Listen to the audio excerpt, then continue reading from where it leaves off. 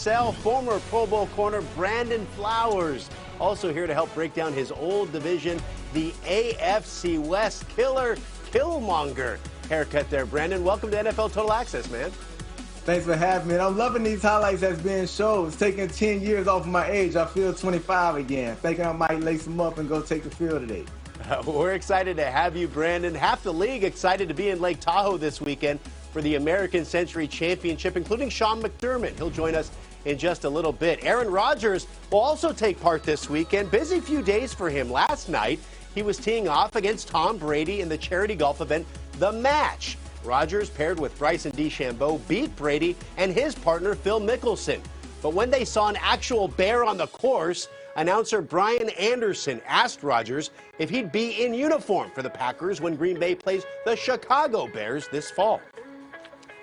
October 17th, Packers-Bears. Any idea who's going to be there? Anybody who's going to be quarterbacking in the number 12 jersey? Yeah, I don't know, BA. Let's see. How about, won't we? How about September 12th then? Will you go for that one? What's that one? That would be the opener against the Saints. Oh. All cheesers rejoice. Yeah, I don't know, BA. We'll see. Okay. I know you're a Milwaukee guy.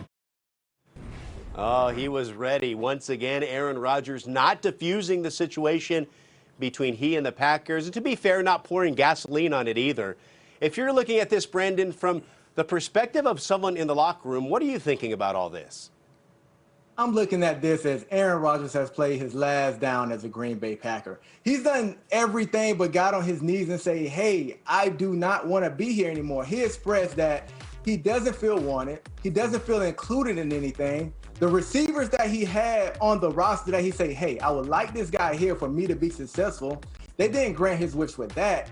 And the trump card was not going for it on fourth down in the playoffs against Tom Brady. If you got any top tier quarterback in the NFL, even mid tier, your head coach and your offensive coordinator is going to help you on fourth down, get that touchdown to try to win that playoff game at home. So he's feel unappreciated, unwanted. And if you're the Green Bay Packers, grant him his wish. You don't want this guy to come in and basically be unhappy in the locker room when you got guys like Davante Adams on the last year of their deal. You don't want this trickling down to any of your other stars to maybe spark their interest to want to leave town. So I think he done played his last down. Green Bay just needs to meet him halfway and make this happen.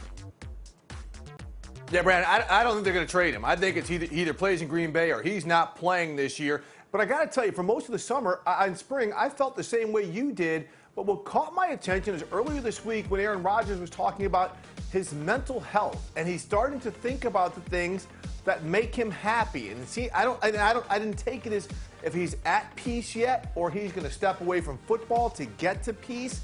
But to me, that left an area open that maybe he has done some things this summer. We know he got engaged.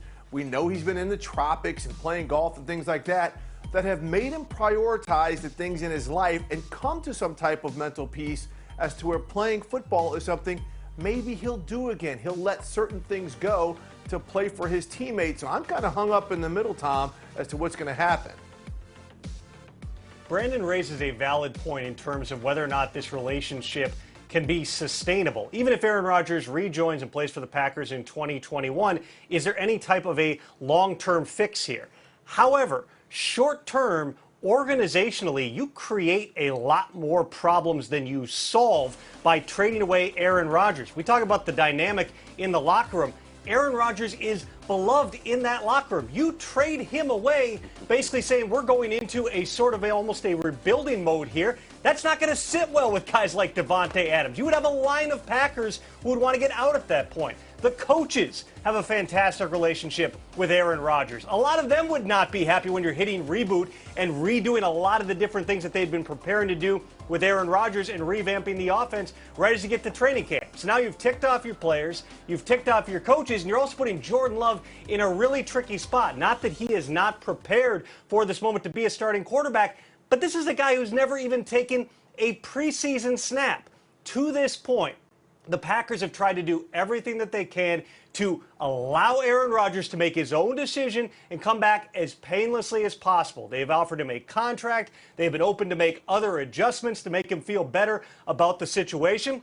It comes down to, as it has for months now, how far Aaron Rodgers wants to push this. Does he show up on July 27th? Does he become a holdout? Does he announce his retirement? There's still a lot of different levers that he can pull, and you're talking about a very calculated individual who definitely has a plan, even if he's not going to share that during a celebrity golf match. Brandon, you alluded to that fourth down decision in the NFC Championship game. Aaron Rodgers, one of the most accomplished players, most dominant quarterbacks of his generation.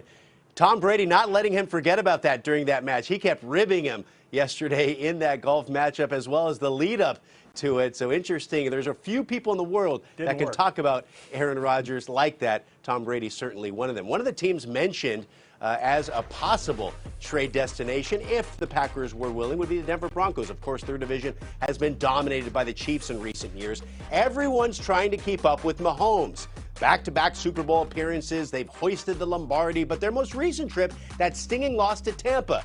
Kansas City trying to match the Patriots, Bills, and Dolphins as the only teams to reach at least 3 straight Super Bowls. The Chiefs drafted you into the league back in 2008. Brandon, how do they get back to the Super Bowl and win it again? They're definitely getting back this year. You know, when you have Patrick Mahomes under center, you have Travis Kelce on the offensive side of the ball, along with Tyreek Hill, they're going to get back. I don't think it's an AFC team that's suited to beat them in the playoffs. Regular season, yes, you might can get them, but in the playoffs, Patrick Mahomes and Andy Reid is tough. But for them to hold up that Lombardi trophy, they would just have to keep Patrick Mahomes upright.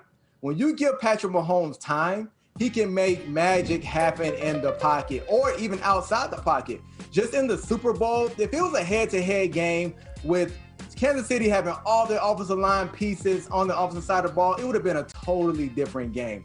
We can kind of get blindsided and forget how great this offense was because of what the Super Bowl left in our mouth and that sour taste it left in our mouths about the Chiefs. But let's not get it twisted. This is a great Kansas City Chiefs team that will get back to the Super Bowl. And if they can protect Patrick Mahomes, they will hold up that trophy this year. The Ravens, Bills, Titans among the teams in the AFC trying to prevent the Chiefs from getting that third straight. Your other former team, the Chargers, in the division, are a lot of people's dark horse team this year, a surprising team that might make a lot of noise with Justin Herbert there in year 2. Are you one of those people?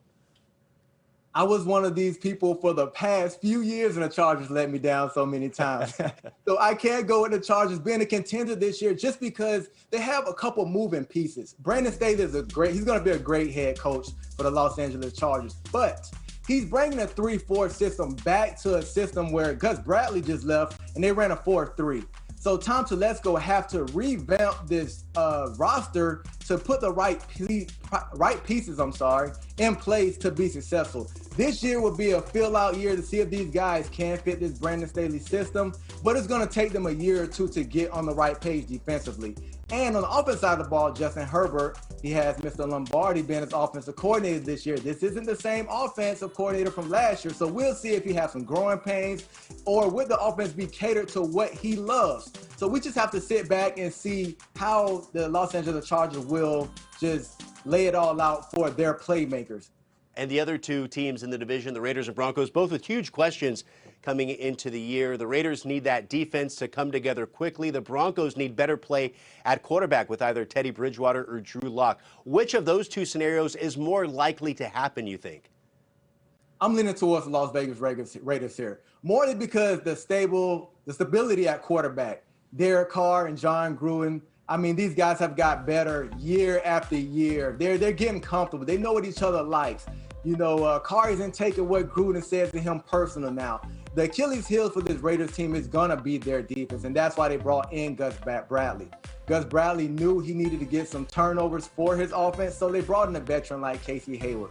They went into the draft and drafted the top safety in the draft to go at Abrams. So they're trying to revamp this defense slowly but surely because they know the defense is going to be the Achilles heel, and they're trying to get back on the right track, which I think they will. And there's no question, Brandon, just like last season, I think we can expect a bunch